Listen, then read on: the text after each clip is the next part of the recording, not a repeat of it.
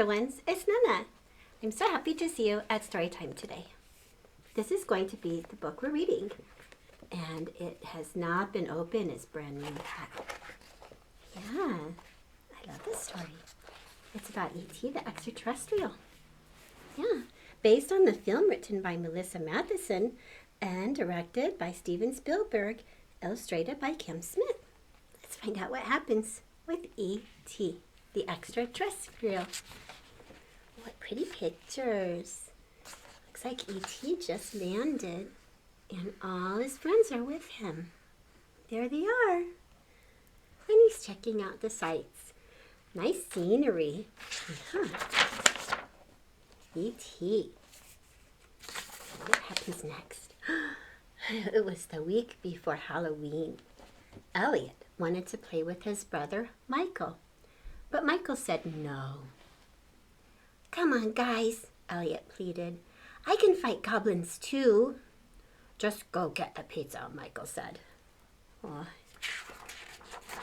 He's just a pizza getter. Elliott went outside and paid the delivery man. On the way back, inside, he heard a noise coming from the shed.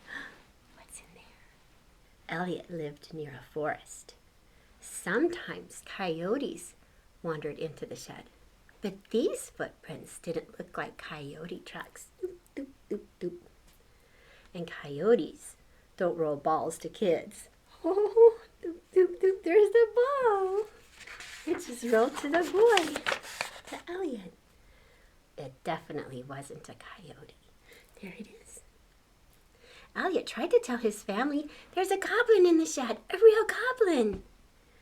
Where's the pizza? Michael asked. No one believed Elliott's story. All they wanted was the pizza. Yeah. The next day, Elliott went beyond the shed and into the woods to look for the goblin. He saw people with strange equipment searching for something. Were they looking for the goblin too? If they found it, what would they do to it? Elliott had to find the goblin first. All those guys were looking for him. Wonder why? That night, after everyone was asleep, Elliott left a trail of candy from the shed into the house, up the stairs, and into his room. Wonder what kind of candy it was. Does anybody know what kind of candy Elliott left for the goblin to eat?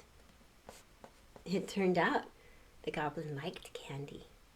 The next day, Elliott introduced the goblin to Michael. Michael doesn't look happy, huh? He looks kind of scared. And to his little sister, Gertie. She looks scared too. They both got scared of each other. Oh no.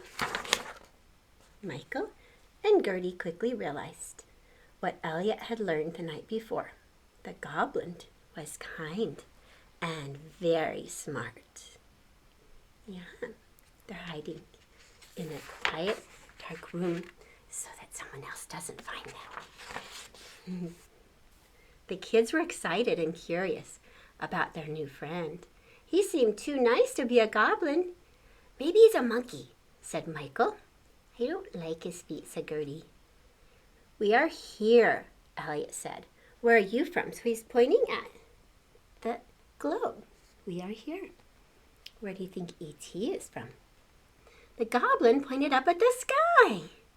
Then he used his powers and some fruits and vegetables to create a model of his solar system. Oh, is he making those things fly? Wow, that's pretty neat. The goblin wasn't a goblin at all. He was an extraterrestrial, an alien from another planet. Elliott called him E.T. for short. Oh, he's making them fly, yeah. How neat. Meanwhile, the people looking for E.T. were getting closer. Oh, they're looking for special activity. Maybe the magic E.T. is doing. The next morning, the kids went off to school. Their mom was leaving for work, and she heard a noise coming from the closet. But when she opened the door, all she saw were stuffed animals. Do you see E.T. hiding in the stuffed animals? After she left, E.T. had the house all to himself. He went exploring.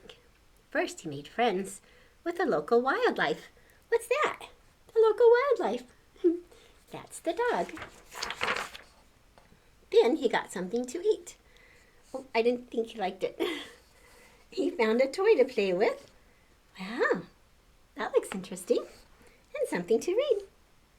He watched the television and learned about Earth forms of communication. That's the telephone. All of which gave him an idea. If only he could find everything he needed. What's he gonna do? Wow, he's got all kinds of neat things.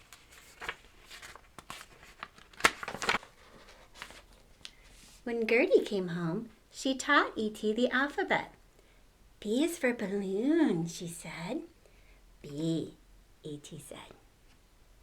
Yep, Gertie said. B, good. Elliott got home not much later and found E.T. in his closet. Gertie and E.T. were playing dress up together. Can you see where E.T. is? He's all in a dress. How funny. Elliott, E.T. said. I taught him to talk, Gertie bragged. Elliott found the box of items that E.T. had collected. Oh, that's all kinds of cool things. He cut himself on a saw blade. Ouch, Elliott yelped. Ouch, E.T. said. His fingers began to glow. E.T. touched his fingertip to Elliott and the cut healed. Wow, E.T. can heal people. That's neat. Then E.T. showed Elliott and Gertie a drawing of something he wanted to build. It looked like a radio. Phone home, E.T. said. Yeah. E.T. worked on his radio all night. Meanwhile, the people who were looking for E.T. were getting even closer. Oh no, they're spotting the house. E.T. wanted his family to find him and take him home. But he had to hurry. E.T. wasn't meant to live on Earth. He was starting to feel sick. Oh. The next day was Halloween. It was a perfect time to get E.T. into the woods where he could use the radio to send a clear signal home. Michael and Elliott pretended that E.T. was Gertie. There's Michael, his silly costume. There's Elliott, and there's Gertie, which is actually E.T. And there's Mama, take the picture.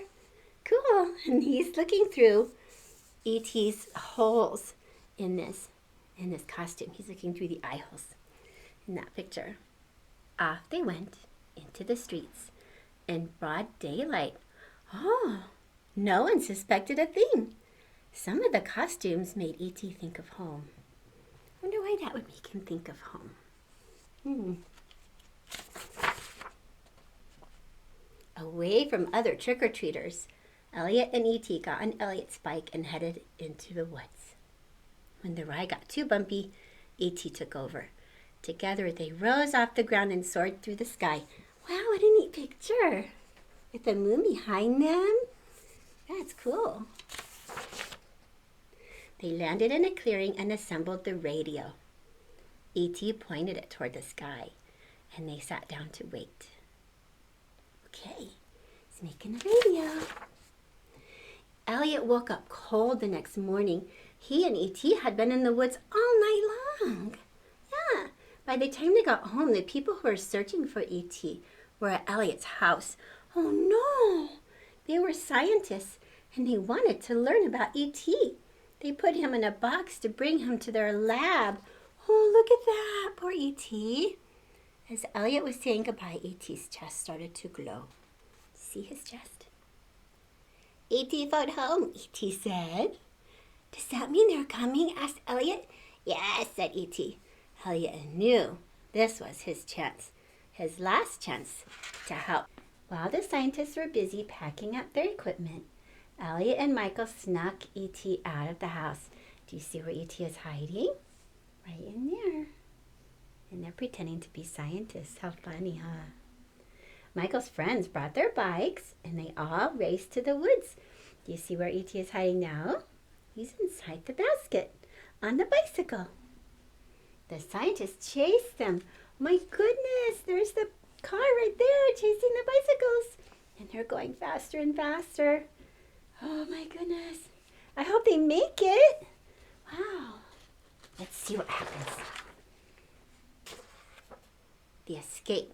To escape, E.T. used his powers again, and all the boys soared up into the sky. Whee! They're flying on their bicycles. And when they reached the forest, a giant spaceship was landing on me. Elliott was sad that his friend had to go. E.T. was sad too. The tip of E.T.'s finger lit up and he touched Elliott's forehead.